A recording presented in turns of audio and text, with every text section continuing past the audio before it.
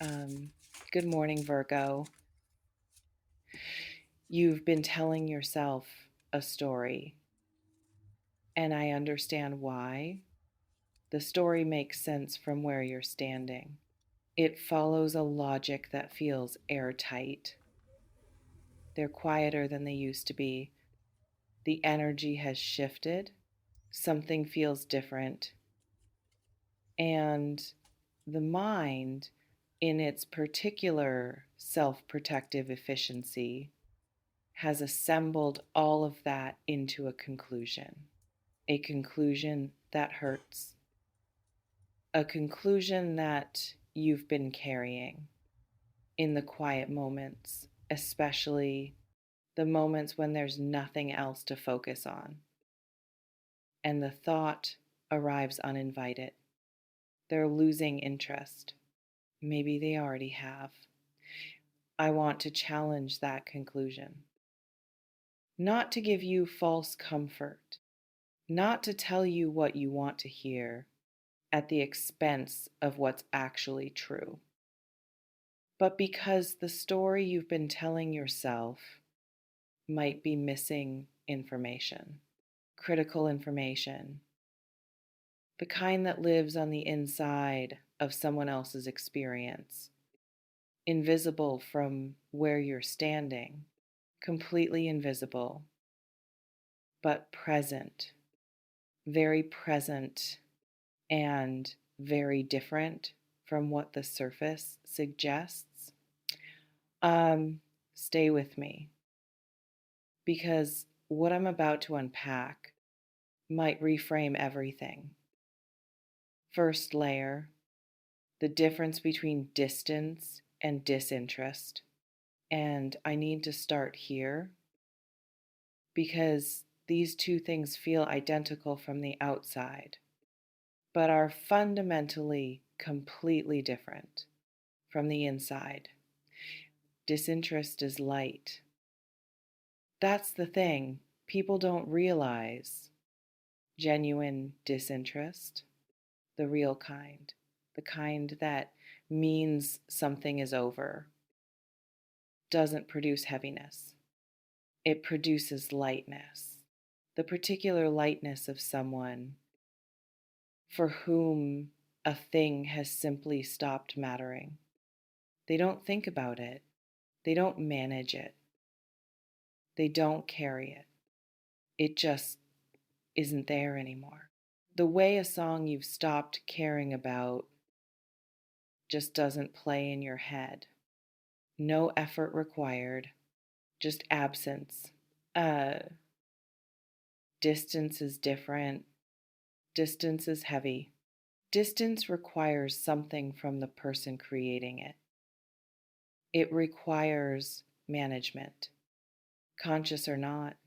It takes energy to be distant from something you actually care about. It takes effort to pull back from something that pulls you forward. It takes a kind of internal bracing, a deliberate, effortful holding back that disinterest never requires. Because disinterest doesn't have anything to hold back. So when someone creates distance, real distance, the kind with weight to it, the question worth asking is not, do they still care? The question worth asking is, why are they holding back something that they clearly still feel? And that question, that specific reframe, might change everything about how you're reading this situation. Second layer, what's actually happening in them? And I want to go here carefully because I can't tell you with certainty what lives inside another person. What I can tell you is what tends to live inside people who go quiet about something they haven't stopped feeling. Because this pattern the pattern of caring deeply and showing it less is one of the most common and most misread patterns in human connection. There are people who go quiet because they've arrived at something overwhelming. Not overwhelming in a bad sense, overwhelming in the sense of too large to be casual about, too significant to perform easily, too real to show up lightly the way they could when things felt lighter. And so they pull back, not from the feeling, but from the expression of it, because the gap between what they feel and what they know how to say has become too wide to bridge casually. Uh, it could be that this person is sitting inside something about you, something about what you are to them, what they feel when they think about you, what the idea of this actually means for their life, that they haven't found the language for yet. And people who haven't found the language for something large tend to go quiet. Not because the thing has gone, because the thing is too present to be summarized in ordinary words. There's also this, and I want you to really sit with it. Sometimes people pull back precisely because they care too much. Because caring this much feels vulnerable. Because showing it fully, letting someone see the actual size of what you feel, is one of the more terrifying things a person can do. And the instinct for many people is to protect themselves from that terror by making themselves smaller in the expression of it, by dialing back, by creating a little distance between the feeling and its visibility. Not because the feeling is smaller, because they're afraid of what happens if they show you how large it actually is. Third layer, the signs you might be misreading. And this is the layer I want to spend real time on, because the mind, when it's afraid of losing something, develops a very specific habit. It starts reading everything as evidence of the thing it fears. Every silence becomes confirmation. Every shorter message becomes proof. Every moment of less than usual warmth becomes a data point in a case that was decided before the evidence was gathered. This is not a character flaw. This is what fear does to perception. Fear is an incredibly efficient editor. It cuts everything that contradicts its conclusion and keeps everything that confirms it. And once it's built a case, it presents that case to you as objective reality rather than what it actually is. A fear-shaped interpretation of ambiguous information. So let me ask you something. And I want the honest answer, not the fear-filtered version. Are there also signs that contradict the story? Moments where something in their behavior suggests the feeling is still there, that you've been filing away as exceptions, as anomalies, as things that don't fit the conclusion, and therefore don't count. A moment of warmth that arrived unexpectedly, a response that came faster than it needed to, a reference to something shared, something only a person who is still paying attention would remember to mention. A look, a small thing, something that didn't fit the narrative, and so got quietly set aside. Those things count. They count as much as the silences, maybe more, because disinterested people don't produce those moments. They can't. Disinterest doesn't generate warmth accidentally. Only people who still care leak care in the moments. They're not managing their expression of it. Fourth layer, what the truth about how they feel might actually look like. And I want to be careful here. Honest rather than comfortable, because I think you deserve the real version rather than a version designed to simply make you feel better. The truth about how they feel might be complicated.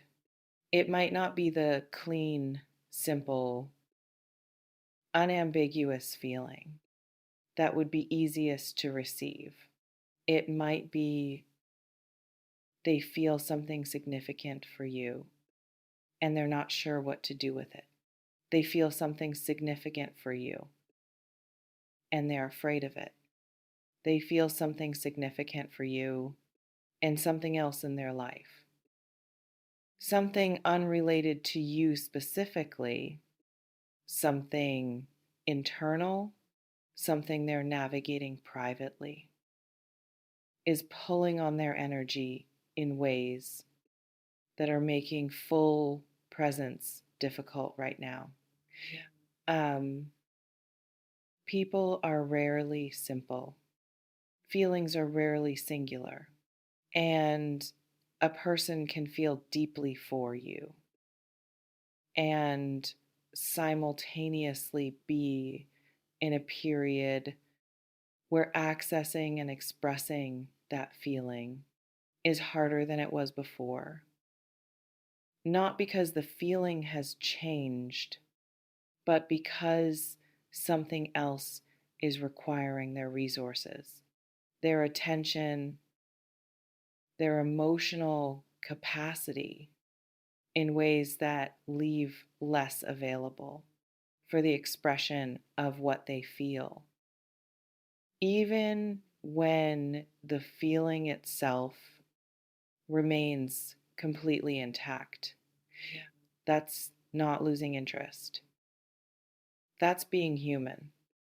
That's the particular reality of someone who is carrying more than one thing at once, which is to say, almost everyone, almost always. Fifth layer, what the fear of losing their interest might be doing to the dynamic. And this is the layer that requires the most honesty from you, because it's the one where the responsibility shifts from them to you, even partially. When we're afraid someone is losing interest, when that fear becomes loud and persistent, it changes how we show up.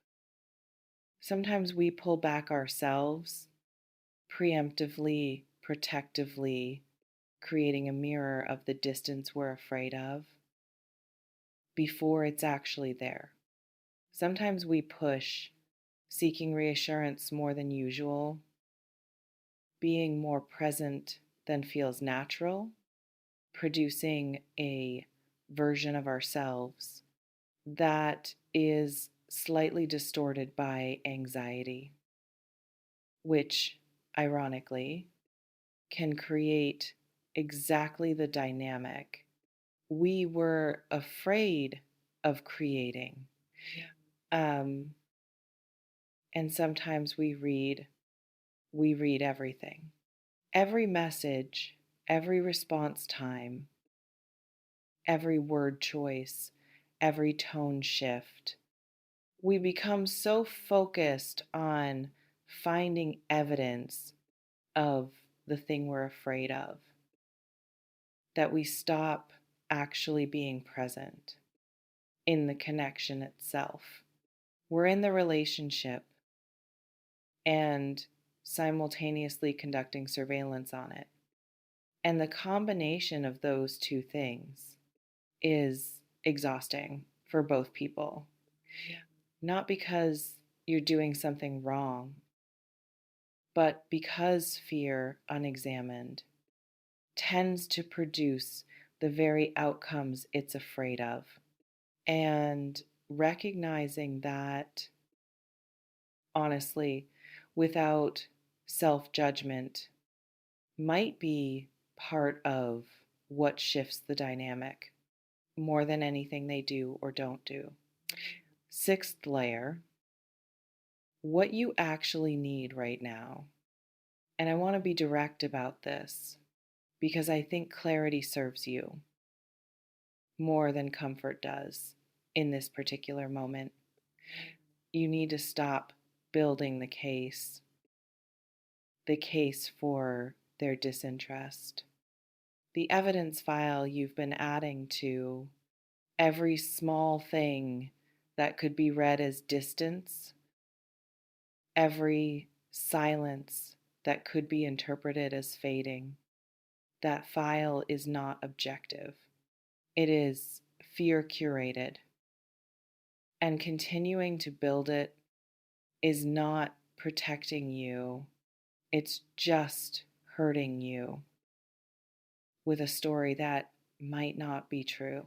Uh, what you need, what would actually serve you, is presence, your own presence in the connection as it actually is, not as the fear version of it, not as the worst case interpretation of it, but as it actually is, with all its ambiguity, with all its unanswered questions, with all the things that are unclear and might remain unclear for a while.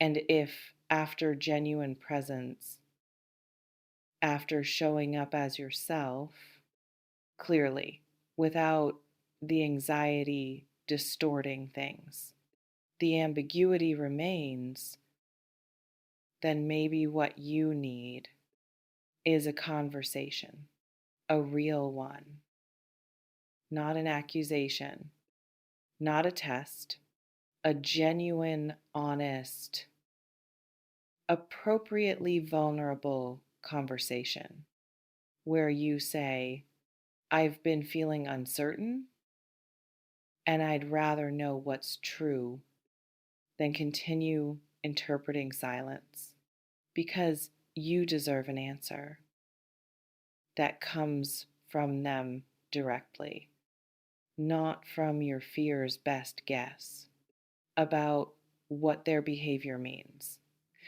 Seventh layer, the truth about how they feel. And I want to close here in this layer directly with what I actually sense around this. They haven't lost interest, not in the way you're afraid of. What's there, what has been there, what continues to be there beneath whatever the surface has looked like recently, is not absence, it's complexity.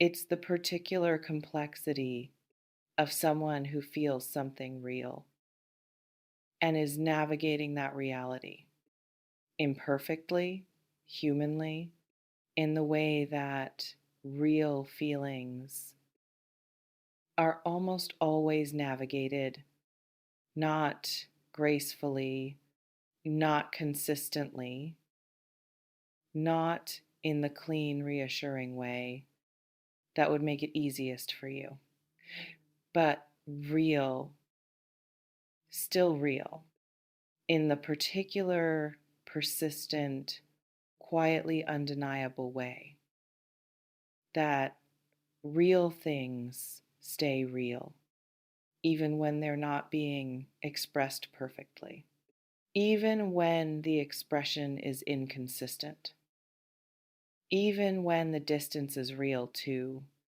coexisting with the feeling produced by something other than fading, temporary in a way, that the feeling itself is not, um, the feeling is not fading, the feeling is waiting, maybe for the right moment, maybe for something in them to settle, maybe for something in the situation to shift. But waiting is not the same as leaving.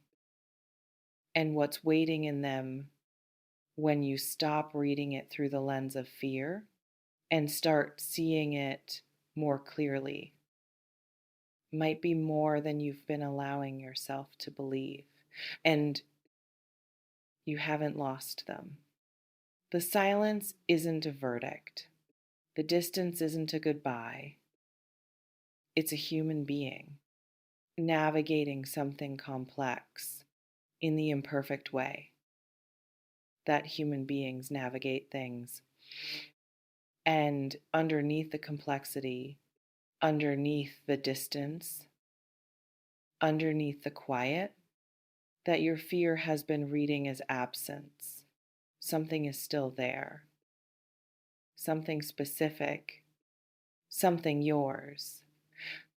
Stop building the case against yourself and start being present for what actually is, rather than what fear has decided it must be. They feel you more than you know, more than they've shown, and that despite everything your fear has been telling you, hasn't changed.